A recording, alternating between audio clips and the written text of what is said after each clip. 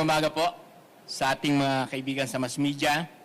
Ako po si Modi Floranda, National President ng Piston at biktima ng Batas Militar ng 1972 ng panahon ni Ferdinand Marcos. Ngayon ay Marcos na naman po ang nakaupo at patuloy na umiiral yung patuloy na panunupil hindi lamang sa kabuhayan ng mga driver at mga operator. Alam natin na ang sektor po ng transport ay nabibingid na mawala sa karsada dahil sa kanilang mga policy at mga patakaran katulad po ng bugos at tuwad ng modernization program na kung saan ang layunin ng programang ito ay para bigyan daan yung mga dayuhan at malalaking mga negosyante at kapitalista dito sa ating bansa. Hanggat pinapatay yung ating mga lokal na mga manggagawa dito sa ating bansa. Kaya sa atin po, sa bahagi po natin, bakit nga ba tatakbo ang isang driver? Una ay makapagsulong ng batas para tanggalin ang mga samot-sari ng mga policy at mga patakaran na patuloy na nagpapahirap sa sektor ng transportasyon at sa ating mga mamamayan. Malinaw na sa ngayon ay yung usapin ng modernization, yung pagpapalit kuno nila ng mga sasakyan dito sa ating bansa, hindi po ang ating bansa ang pinapaunlad ng programang ito, kundi ang pinapaunlad dito ay yung malalaking mga dayuhan na kung saan ay sila ang patuloy na nagpapahirap sa hanay-pong ng sektor ng transportasyon at sa ating mga commuters. Kaya sa atin, ang una, kung papalarin po tayo na maging bahagi ng Senado, ay ang unang gagawin natin ay ipahinto yung bugos at tuwad na programa ng modernization. Pangalawa, tanggalin ang matataas na buwis sa produktong petrolyo na nagdudulot ng pahirap sa hanay ng sektor ng transportasyon at sa ating mga mamamayan.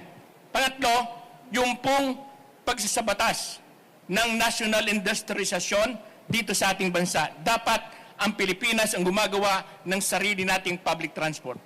Okay, maraming salamat po, Sir Modi. Tanong po kayo, may katanungan po from the media. Sir Tristan? Tristan, Newswatch. Hi, Sir Modi.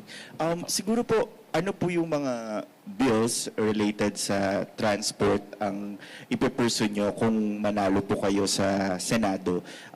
Before yung Senate, nag-come up po sila ng resolution to parang i-hold yung modernization, yung PUV modernization. But kayo po, ano yung mga priority bills nyo when it comes to improving the transport sector ng bansa? Sa atin ay ang una nating aning dito, yung kagyat na pagpapahinto dito sa tinutulak na bugos na modernization dahil alam naman natin na hindi ito magsisilbi sa interes ng mga driver at mga operator at ng ating mga commuters. Kaya isa ito doon sa nakikita natin na kailangan baguhin yung sistema ng transportasyon dito sa ating bansa.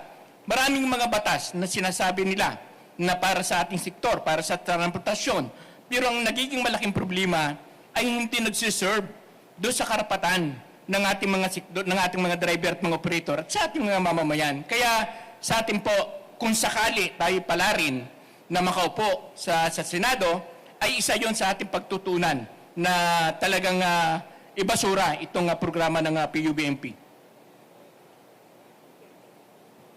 More? Jean, please. Spillstar.com.